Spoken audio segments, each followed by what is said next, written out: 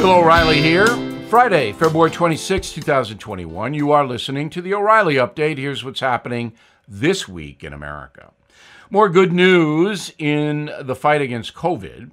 New cases of the virus dropping 74% in the last 30 days in the USA.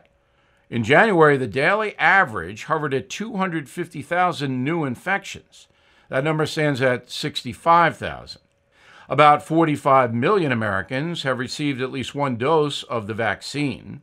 President Biden promising to deliver the vax to everybody by July. Next, a big win for traditional Americans. Leaders in San Francisco caving to public pressure on their insane policy of renaming public schools, taking the names of George Washington, Abraham Lincoln, Thomas Jefferson, Teddy Roosevelt, and others off the schools. Well, the outcry was so intense that the loons in San Francisco have surrendered, at least temporarily. The school board president out there saying, quote, "I acknowledge and take responsibility for mistakes made in the renaming process." Yeah, just a few. While the Bay Area has abandoned its drive to purge the schools, that movement still alive in Washington state. In Tacoma, they are scrubbing Benjamin Franklin's name from a downtown park.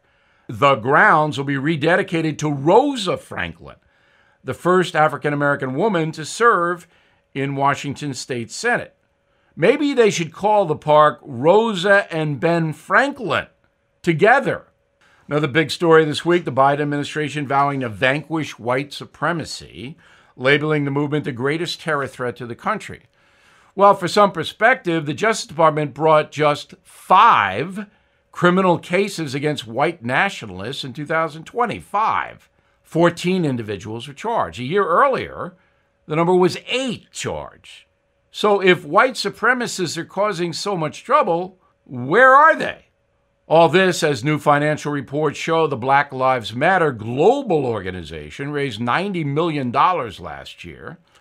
The group was behind dozens of anti-police protests, as you know, that caused billions of dollars in damage in places like New York City, Portland, Seattle, and Minneapolis. Well, here's the truth. The reason white supremacy is being promoted as a dire threat is to mask and cover for left-wing governance. In a moment, listeners, sound off. Attention savvy investors, Bill O'Reilly here. Want predictable monthly cash flow? Is a 10% annualized immediate monthly payout good for starters? How about bonuses targeted to 21%? If you want the safety and security of a real estate investment, but without the hassles of being a landlord, you have probably heard of NRIA. NRIA is an industry-leading real estate development firm now in its 15th year, developing strategically located, low-risk, high-demand neighborhoods based on supply-demand imbalance. They are a great fit for safety-oriented investors who want cash flow and diversification into carefully chosen real estate. Learn more about NRIA Real Estate Development Fund at nria.net. Or please call 800-800-1414. That's 800-800-1414. An offer of securities is only made by the NRIA Private Placement Memorandum. Read it first. Past performance does not guarantee future results. NRIA is a real estate development firm. Learn more at nria.net. Time now for the O'Reilly Update message of the day. Listeners, sound off. We do this each Friday. You can send a question to bill@billoreilly.com. Let's begin with James in Concord, New Hampshire. Bill, if one of the left-wing politicians did what Ted Cruz did, we wouldn't even know about it. The media would cover it up. There is some truth to that, James. Look at the Hunter Biden story, so I can't deny that. But let's look at Senator Cruz. How, when you have suffering at the level you had in Texas last week, how could you, as a senator, go to Mexico, go to Cancun, take a vacation in the middle of that? So that was one of the worst mistakes that I've ever seen a politician make. I mean, it's not that Ted Cruz could have done anything to mitigate the suffering. However, the decision, because as a leader of Texas, you've got to be present. You've got to be there just for morale purposes. Thomas in Fort Wayne, Indiana. Bill, how can you say Barack Obama is brilliant when he delivered $150 billion to Iran on a pallet? Well, Thomas, the $150 billion the USA allowed Iran to have if they signed the nuke deal was their own money. That was frozen funds that America would not allow Iran access to. So Barack Obama didn't pay. He just allowed the funds that Iran owned to be unfrozen. Now, I don't think that was a good move because it encouraged the mullahs to basically sign a treaty that helped them. But if you look at Barack Obama's life, his resume, he's a brilliant guy, intellectually speaking. I didn't think he was a great president, but he's a smart guy. Anthony Merrick, New York, on Long Island. Bill, what do you think of the idea that the Supreme Court justices are intimidated by the Democrats' push to stack the court? So in order to protect their power, they're not taking any cases that may appear to favor President Trump. I don't think there's anything to that theory. I don't think the Supreme Court justices are intimidated. As I analyzed, they didn't take the election allegations. They didn't hear the cases because the specifics of the allegations were lacking. So that was their rationale. They could be wrong, but I myself have not seen any smoking gun in the election. It may come. It may come. Hugh in Cascade Carter Township, Michigan. The racists in America are very few in total number, and they wield no political or legal power. Am I correct? Racism in America isn't common in the public arena, but there are a lot of people who do the skin color thing, unfortunately. Do they have power? No.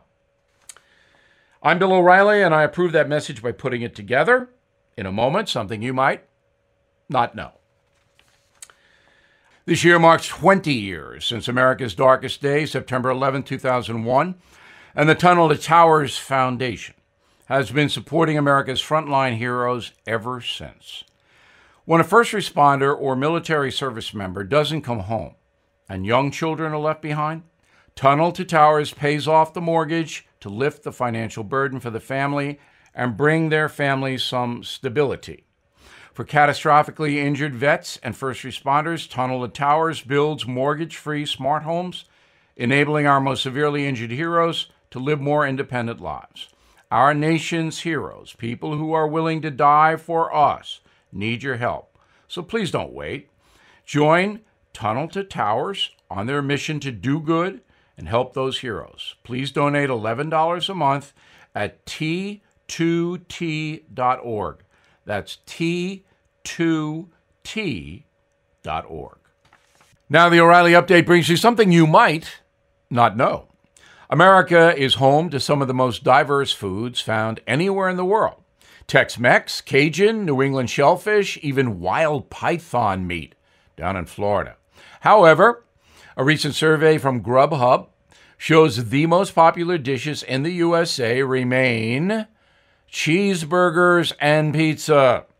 But around the world, the menu is very different than here in the States. In France, it's all about cheese, fromage.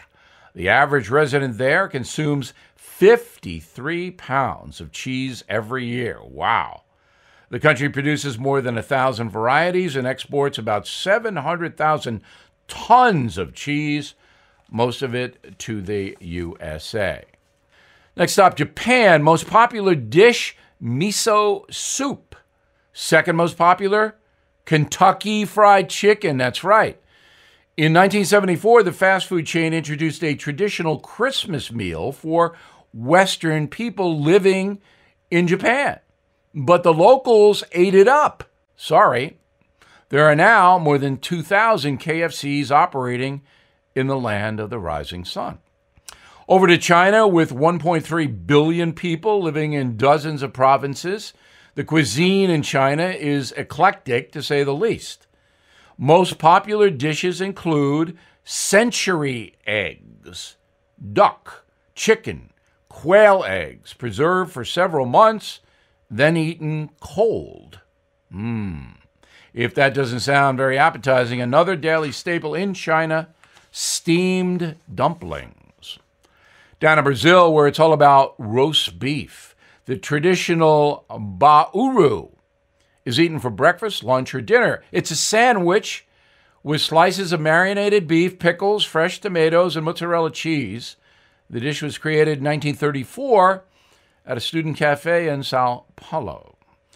In South Africa, folks enjoy a traditional braai every weekend, mate, better known as the barbecue. Local meats like boar, goat, chicken, lamb, shoved onto sticks and slow roasted over blocks of flaming wood. Despite our cultural differences, the most popular item found on menus all over the world, coffee. Back after this. Thousands of animals are abandoned in the wilderness in America, and they need your help. I partnered up with Delta Rescue, the largest no-kill, care-for-life animal sanctuary in the world. Founded by actor Leo Grillo, Delta Animal Sanctuary is a one-of-a-kind rescue. Trained attendants look after each animal, providing them with food, treats, toys, and affection. Also, Delta Rescue has an on-site animal hospital that operates 365 days a year, and unlike others, Delta Rescue believes in giving animals a right to life. They allow all moms to have their litters, then care for the entire family for life. Delta Rescue relies solely on donations from people like us to help fulfill their mission. Support Delta Rescue and put your legacy to work. Delta's tax-saving estate planning. Grow your estate while letting your compassion for animals live on well into the future. Learn more at deltarescue.org/bill. deltarescue.org/bill. Thank you for listening to the O'Reilly Update. I am Bill O'Reilly. No spin, just facts, and always looking out for you.